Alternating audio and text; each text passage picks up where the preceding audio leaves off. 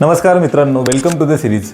So last पार्टमध्ये आपण बघितलं की प्रोडक्ट सिलेक्शन कशा प्रकारे केलं जातं. सो आजच्या टास्कमध्ये आपण बघणार या ठिकाणी की एच एस कोड काय असतो नेमका.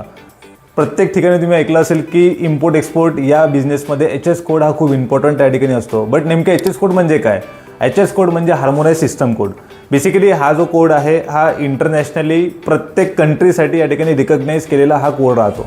सो हा कोड म्हणजे काय बेसिकली? सो आपण जेव्हा एखाद्या पर्टिक्युलर प्रोडक्टला या ठिकाणी रिप्रेझेंट करतो तर त्याला रिप्रेझेंट करताना एच एस कोड हा जो आहे इम्पॉर्टंट रोल या ठिकाणी प्ले करतो. तुम्हाला मी काही एक्झाम्पल थ्रू या ठिकाणी शो करण्याचा प्रयत्न करतो. एच एस कोड हा तुमचा 8 डिजिटचा असतो.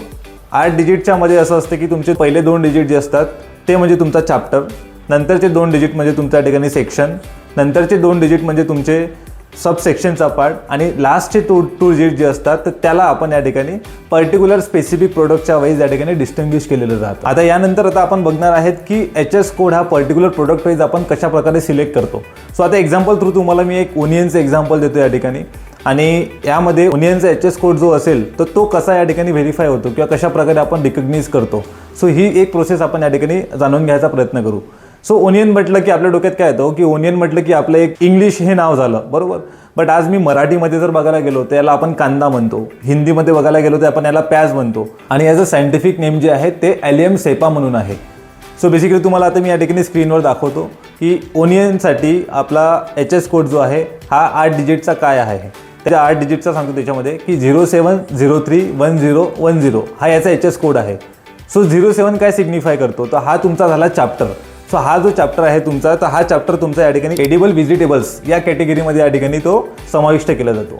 त्याच्यानंतरचे जे 2 डिजिट आहेत तुमचे 03 हा तुमचा स्पेसिफिकली या ठिकाणी व्हेजिटेबल्सच्या कॅटेगरीमध्ये रिकग्नाइज झालेला आहे.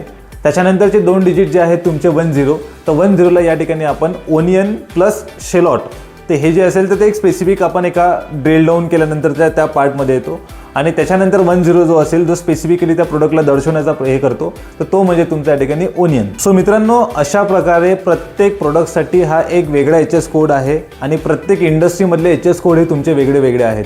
सो टोटल बघायला गेलो आपण तर असे 99 तुमचे चॅप्टर्स आहेत आणि 99 चॅप्टर्स म्हणजे काय की 99 इंडस्ट्रीज म्हणजे बेसिकली तुमचे असे व्हेरियस इंडस्ट्रीज असणार ज्याच्यामध्ये तुमचे वेगळे वेगळे प्रोडक्ट त्या ठिकाणी समाविष्ट केले जातील. तुम्हाला specifically H S code find out करायचा असेल तर त्याच्यासाठी आपल्याला गव्हर्नमेंटने काही वेबसाईट्स दिलेल्या आहेत त्यांच्या, तर तुम्ही प्रोडक्ट वाईज किंवा एच एस कोड वाईज काय प्रोडक्ट असेल ते हे फाइंड आउट करू शकता किंवा सर्च करू शकता.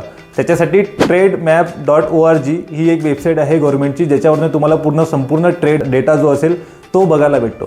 सो आपण नेक्स्ट व्हिडिओमध्ये ह्या सगळ्या गोष्टी शिकणार आहेत की पर्टिक्युलर प्रोडक्ट जे असेल, जसं आता ओनियनचं आपण एक्झाम्पल घेतो आहे.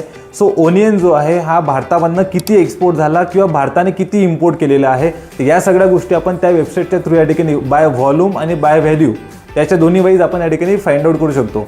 सो या वेबसाईटमध्ये तुम्हाला सर्वाचा सर्व डेटा जो असेल लास्ट 5 इयर्सचा त्याला तुम्ही ॲज अ कंपॅरिझन वाईज या ठिकाणी फाइंड आउट करू शकता.